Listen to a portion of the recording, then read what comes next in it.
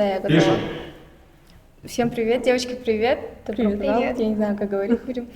Хотела бы вот, у нас тема идет насчет субкультуры аниме и косплея. Хотела бы вам задать несколько вопросов. Буду очень рада, если вы будете рады ответить, конечно. Можете без стеснений всяких тоже в первый раз. Можете рассказать, как вы именно познакомились с этой субкультурой? Как вы вообще пришли к этому? У вас там брат заставил сперва смотреть, или вы Ну, сами вообще, как-то с друзьями? это как бы спонтанное получилось. У меня друзья ходят вообще в костюмах, они, считай, меня пригласили с собой. Ну, и как бы это казалось очень интересно, и я решила тоже начать делать костюмы. Ой, очень интересно. А у тебя? Ну, вообще, это тоже что-то такое спонтанное. Мне всегда нравились какие-то определенные персонажи, там, в фильмах, сериалах, аниме. И всегда хотелось повторить этот образ, прочувствовать этого персонажа, так сказать, изнутри. Ну, я вот просто так смотрю, у вас реально очень классно получилось. Я прям вот так вот завораживающими Спасибо. глазами смотрела, очень классно получилось.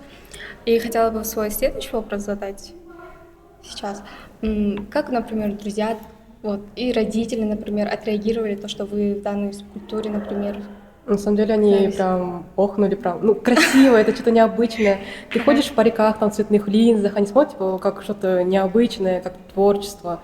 Родители тем более поддерживают, они даже не предлагают персонажа, который я могу делать косплеем. Типа, вот тебе вот это подходит, давай вот это попробуем. Ну, Ой, это реально очень круто, когда поддерживают родители. Ну, по большей части, конечно, и знакомых поддержали мой выбор. Родители сначала отнеслись несерьезно, ну, такое подростковое увлечение, а потом, как мы видели, то, что Ну, я потом забросили. начала хорошо подбирать образы, продумывала каждую деталь, и они тоже начали меня хорошо поддерживать в этом. А вот насчет, как вы подбираете ваш вообще основной свой образ, как у вас идет, например, первая идея, или, может быть, с рождения, вот увидел какого-нибудь персонажа, потом пошло-поехало, как ну, ты видишь, происходит? просто понимаете, это как видишь персонажа, ты понимаешь, что он сразу тебе понравился, прям он тебе по душе, к тому же и костюм такой красивый, ну сразу ты в голове уже собираешь образ его.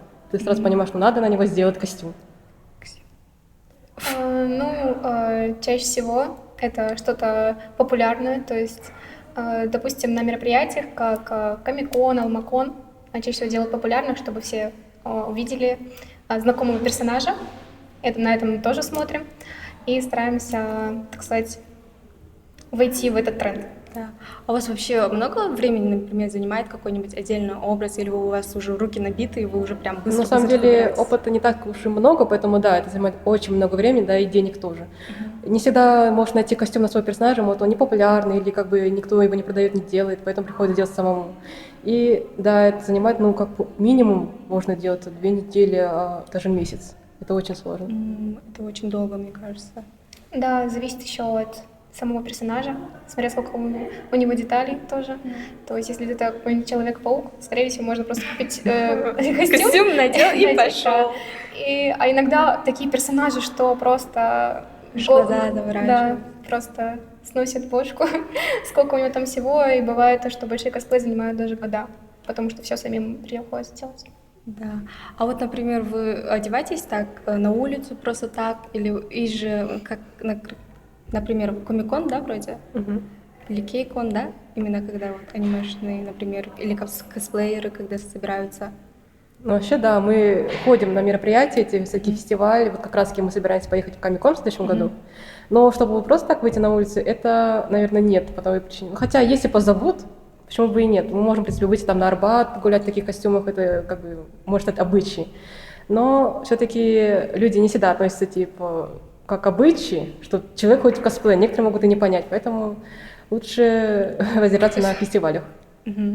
Да, если это там просто какой-то парик, ну там, допустим, какие-то обычных оттенков, черный, там, блондинистый, то нормально реагируют на улице. А так, если вот какие-нибудь рога, большие крылья, конечно, у нас на это вообще. непривычно реагируют люди, поэтому нет, скорее на улице мы так не ходим.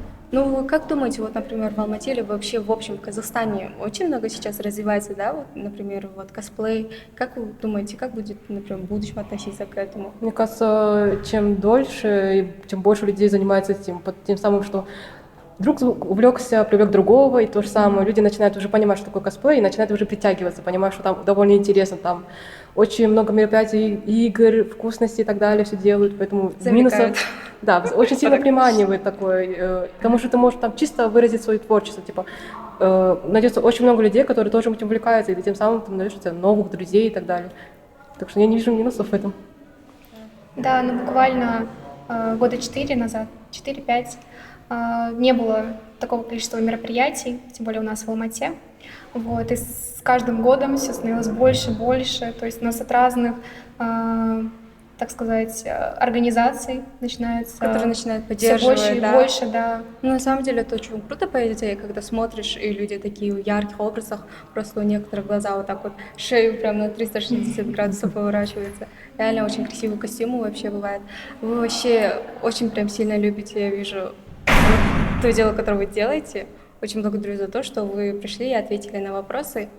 Было приятно познакомиться еще раз. Спасибо. Да, спасибо, приятно тоже было познакомиться. Всем пока. Пока! Все.